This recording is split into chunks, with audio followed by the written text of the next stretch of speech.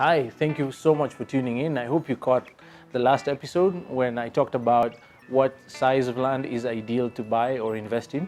I'm going to be dealing a little bit more on that issue today, specifically about 50 by 100 plots. That's 50 feet by 100 feet sized plots. Very commonly advertised. A lot of people like to invest in those. I'll be sharing my views professionally based on our experience on whether or not that's a good size to buy.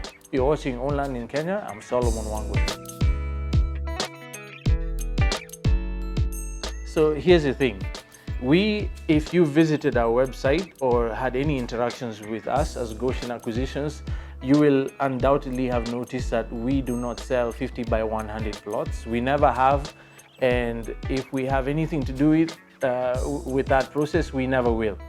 And we have very specific reasons for that. But let me just go back to a historical context on 50 by 100s. So, because you'll hear people advertising 50 by 100 acre plots all over the country, whether it's Utawala, Kitengela, Juja, Thika, in Machakos, even in places like Amboseli area, as far as Nanyuki, Isiolo, Meru, all over the place, Rumuruti, Nyahururu. It's a very common size of land or plots for people to buy, because that's what people find affordable. It's a nice, decent size. You could fit a single family dwelling on it. You could certainly fit a multi-story commercial block on one. So it kind of makes sense, right? But so here's the thing. Originally, if you are going to have anything sized lower than an acre in general, and this is not set in stone, it's a general policy. If you have any parcel of land smaller than an acre in size, it cannot be zoned agricultural unless you make specific interventions to justify its agricultural use. So in densely populated parts of the country where you have large communities with very little land resource to share, it's not unusual to find people sitting on 1/8 acre or 50 by 100 foot plots, because that's all they have to work with, and they do farm on it, and it's generally treated as farmland or agricultural land. You'll hear lots of people advertising 50 by 100 plots with greenhouses. It's a new trend. I'm sure you've noticed that in the media. In general, it makes sense. It sounds great in theory that you could buy a 50 foot by 100 foot plot with a greenhouse that will earn you revenue while you sit on the land. But you need to investigate and make sure that whoever's selling you that parcel of land has done what they need to do for it to be used in that particular way in the size that it exists. Because it's being used for agricultural purposes. Is it residential? Is it a residential plot? Is it commercial? Whatever the answer may be, were the due processes followed to the latter to make sure that your security, as far as the ownership and the use is concerned, is intact. So you have to know what to look out for. I'm not saying that it's illegal. I'm just saying that in general, it is an unusual thing to find plots of land 50 by 100 foot that are being used agriculturally or in far-flung parts of the country with no utilities. Historically, and you look at places like Langata, South C, South B, Buruburu, Donholm, all these parts of Nairobi where you have densely populated residential developments, or some may consider those to be medium density as opposed to high density. Typically, a maisonette or a bungalow would be sitting on either 1/8 of an acre or 1/16 of an acre. In some cases, it's 1/3 of an acre. So initially, the only way for these places to come up and exist is that the developer or the person who developed the estate bought the land from whoever, whether it was the government or a private entity. They bought the land, it was a big chunk. They wanted to do an estate residential development for people to live in.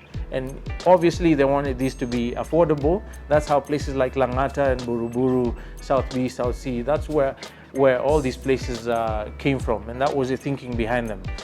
Typically, these were Indian or Asian descent Kenyans who were very big in the development of these communities. They would buy the land, engage the services of an architect who would design this estate and make space for the utilities, whether it's road, walkways, electricity, sewer, and so on. They would then provide the plans to the authorities, the local government authority, and tell them, this is what we want to do. Would you please provide the utilities?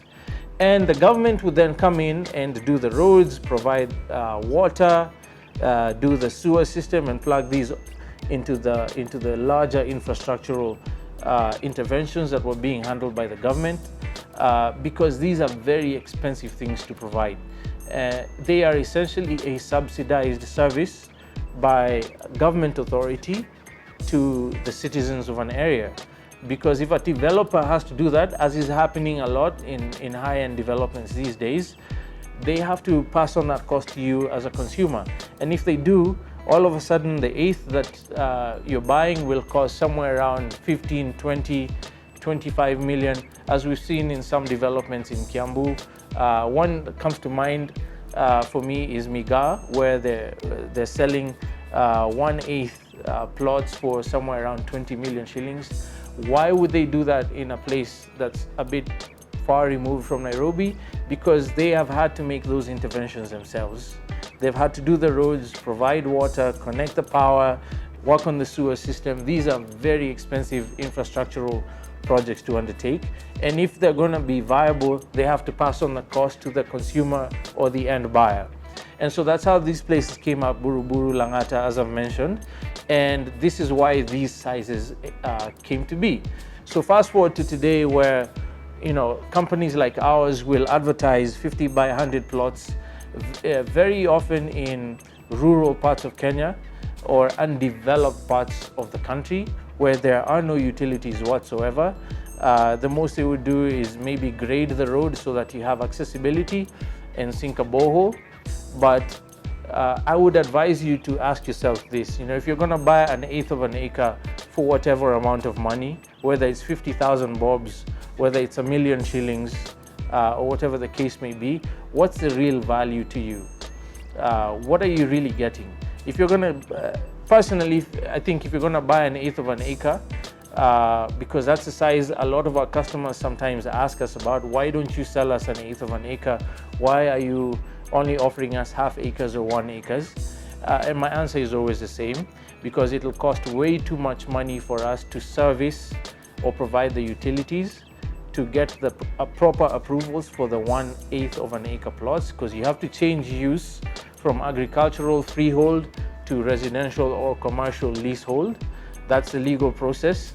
And if someone is purporting to sell you that, ask them for proof that they follow the due process, so that you make sure you're buying something that's giving you value for your money and something that you're going to be able to use in the future for the intended use or for the promise that's being made. And so investigate, ask questions.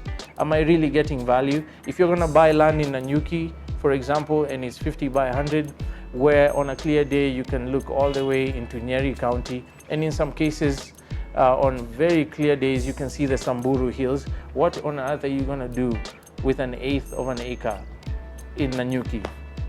Unless it has complete utilities, it has roads, it has sewer, it has water, it has power, and this is sorted out in advance, so that all that's left for you to do is build your house in a controlled manner. And even then, who's my neighbor? Are they going to put up a pig farm or a poultry farm, which again is not supposed to happen if they do it properly, and kill my value? If I wanted to retire there, is that the kind of environment I really want to retire to? If I'm looking for a getaway, for example, do I really want to feel like I'm in South C or South B on a weekend that I want to unwind and go off to my property in Nanyuki or Naivasha or any other place? So ask questions, think about what you're doing, think about what value you're getting, interrogate, ask for proof, do your due diligence. Don't be lazy about it. Just because my brother or my neighbor or my workmate did it doesn't mean I should. You need to do it for the right reasons.